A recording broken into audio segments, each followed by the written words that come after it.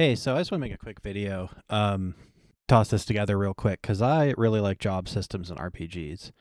Uh, but often they're not great. For me, the sweet spot is the classic Final Fantasy V, Final Fantasy Tactics mold. It's the same part of the brain as opening a tin of Legos and just seeing what you can do with it in your mind's eye. Plus, unlocking new jobs just hits, right?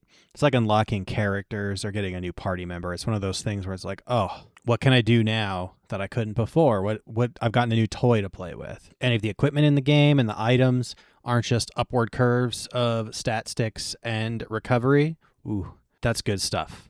Love it. Fantastic. The worst iterations are usually kind of the same thing that's a problem in a lot of RPG design, and that's just swaths of dull, hard to notice number changes.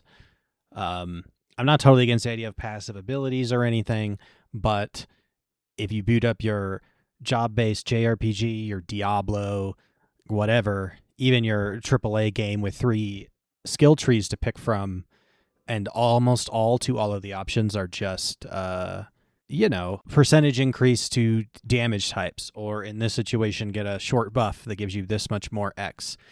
That's nothing, man. That sucks. That's boring. Your jobs in a job-based JRPG or any RPG should be like toys. They should do interesting things. They should have interesting features. Each one should be a little bit unique and bring something to the table that you didn't already have. They should sometimes also require you to work a little bit to bring out their value.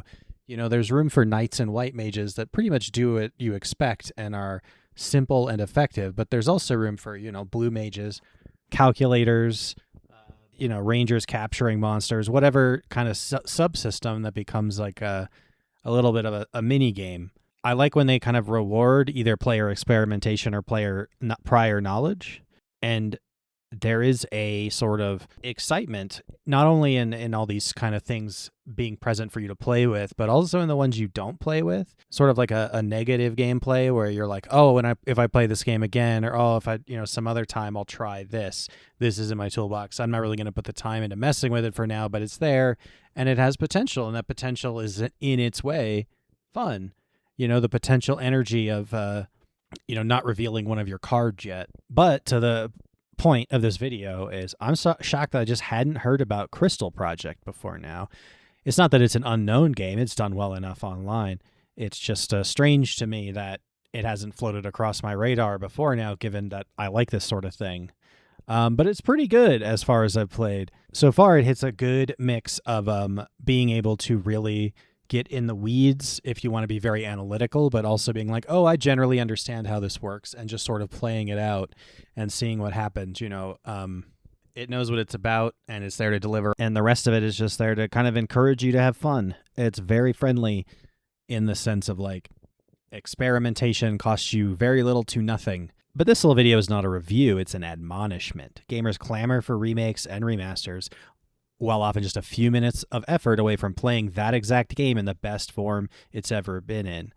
They beg to pre-order one skittish, tepid entry after another because there's a logo on the front that makes them comfortable, while dense, interesting indie games are a shelf or two down, and if they just look, they could find something they would love instead of just be temporarily soothed by. And so I find it disappointing that not even one person that I've seen has taken time to evangelize this game.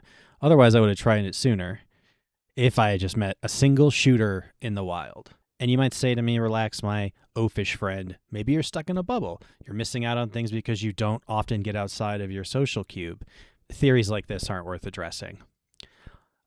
All I can say is that you'll be eating good, and you can county on it if you pick this up. It works on the deck well, too, so you can play in public if you want to add this little gem to your library. There is a sequel on the way as well, so consider this a double promotion of the series. Make sure to slap one or both on your wish list so you don't have to supervise the typhoon of new game circulation on Steam. That shit's impossible to manage for any human being.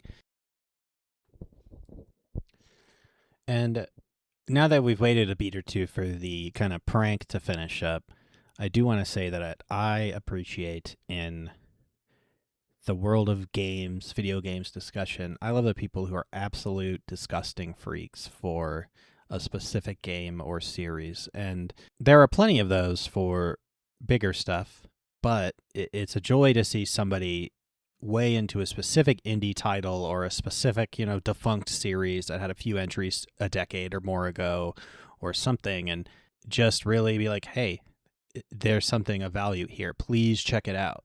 There'll always be a glut of people gathered around, whatever's new, popular, promoted, from a known entity or franchise or what have you. But even in stuff I don't know anything about or don't follow, I'm always attracted to people talking about the smaller scale stuff that they are way into. And it's not fully just being a tedious, career online argument that always wants to find the thing that's slightly more obscure so I can look down my nose at you and be like, ugh, you're playing Pal World? But those are the people who can more often explain why they like something. Why do they prefer this over what's seemingly bigger, better, more popular, more expensive? What is it about this smaller thing that draws you to it over its contemporaries? And I just love to hear it. I love to hear that explanation, watching people talk about or sometimes even work out live. What is it about this that you like? Why is this the thing that gets you?